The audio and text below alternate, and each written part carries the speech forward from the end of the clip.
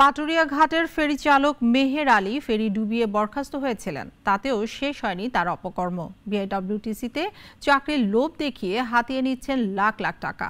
নাগরিক টিভির অনুসন্ধানে বেরিয়ে এসেছে এসব অপকর্ম। মানিকগঞ্জ থেকে মোহাম্মদ সোহেল রানার প্রতিবেদন, জানাচ্ছেন অলির রনি।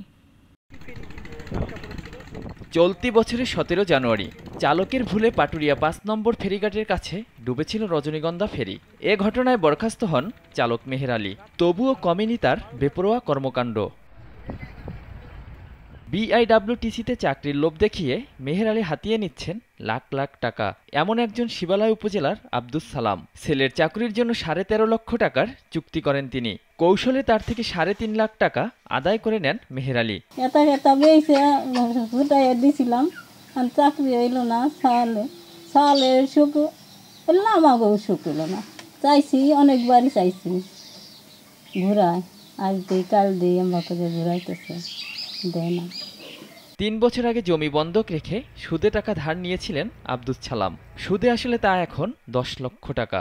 মেহের আলীর খপ্পরে পড়ে ঋণের বোঝা বইতে বইতে নিঃস্ব এই হতদরিদ্র পরিবারটি।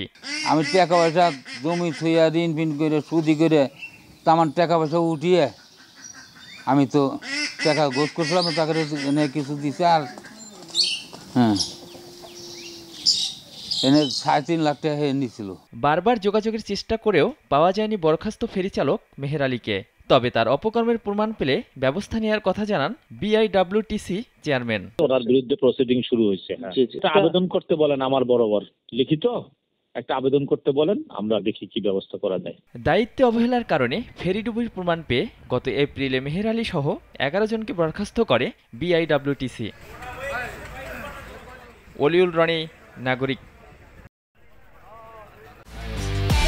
একমাত্র ওয়ালটন এসি দিচ্ছে 1 বছরের রিপ্লেসমেন্ট গ্যারান্টি এবং কম্প্রেসারের 10 বছরের গ্যারান্টি।